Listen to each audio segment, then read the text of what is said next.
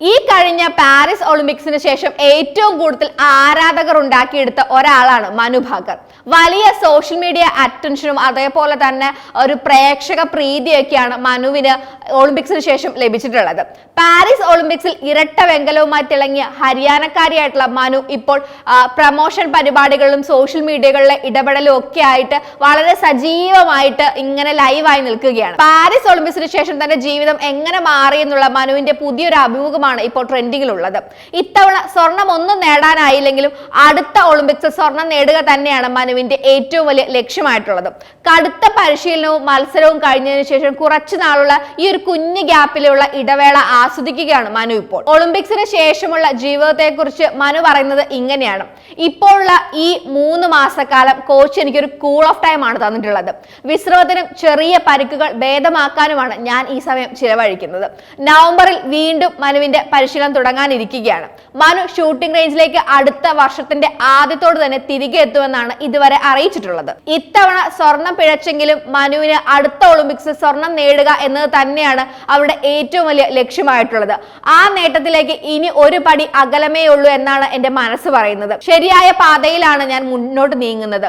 ആ ലക്ഷ്യം നേടുന്നത് വരെ യാത്ര അവസാനിപ്പിക്കില്ല. ഒളിമ്പിക്സിന് ശേഷം തന്റെ കരിസ്മയും കഴിവും കൊണ്ട് മനു ഭാക്കർ മാർക്കറ്റ് വാല്യൂ അല്ലെങ്കിൽ അവരുടെ ബ്രാൻഡ് വാല്യൂ വളരെയധികം കുതിച്ച് ഉയർപ്പിലേക്കുള്ള ഒരു പാതയിലാണ്. അതേക്കുറിച്ച് വ്യക്തമായിട്ടുള്ള അഭിപ്രായമാണ് മനുവിനുള്ളത്. മനു വിശ്വാസമുള്ള ബ്രാൻഡുകൾക്ക് ഒപ്പമാണ് സഹകരിച്ച് പ്രവർത്തിക്കുന്നത്. ഒരുപാട് ചിന്തിച്ച ശേഷം മാത്രമാണ് അവർ പരസ്യങ്ങളുമായി സഹകരിക്കുന്നത്. സാമ്പത്തിക സ്വാതന്ത്ര്യം എന്നത് ഒരു കായിക താരത്തെ സംബന്ധിച്ചിടത്തോളം വളരെയധികം പ്രാധാന്യമുള്ള ഒരു കാര്യമാണെന്ന് മനു മനസ്സിലാക്കുന്നുണ്ട്. കായിക മേഖലയിലേക്ക് പലപ്പോഴും മക്കളെ അയക്കുമ്പോൾ ഏറ്റവും വലിയ പാരന്റ്സിന്റെ ചിന്ത എന്ന് പറയുന്നതും ഈ സാമ്പത്തികമായിട്ടുള്ള ഒരു വശങ്ങളെ പറ്റിയുള്ള ചിന്തകൾ തന്നെയാണ്. അങ്ങനെയുള്ള സാഹചര്യങ്ങൾ കാരണം പലപ്പോഴും അവർക്ക് വേണ്ട രീതിയിൽ ഇടപെടാൻ കഴിയാറില്ല. അങ്ങനെയുള്ള ഒരു സാഹചര്യത്തിൽ അവരെ സഹായിക്കുന്നത് ഇത്തരത്തിലുള്ള ബ്രാൻഡുകൾ വഴിയുള്ള പ്രൊമോഷനുകളാണ്.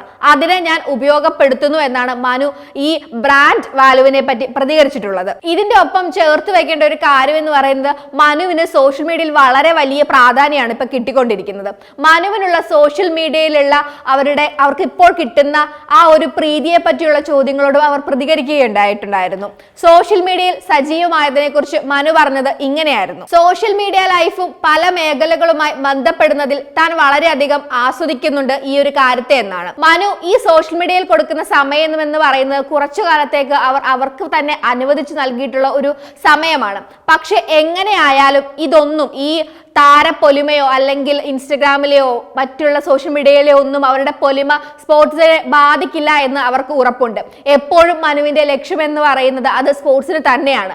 ആ പ്രാധാന്യം ഇന്നും ഇനി എന്നും അങ്ങനെ തന്നെ തുടരും. മറ്റെന്തും രണ്ടാമതേ വരികയുള്ളൂ. അത് ശരിയാണ്. മനുവിന്റെ ഏറ്റവും വലിയ സ്വപ്നം എന്ന് പറയുന്നത് സ്പോർട്സ് തന്നെയാണ്. അത് തന്നെയാണ് അവരുടെ ജീവിത ലക്ഷ്യവും.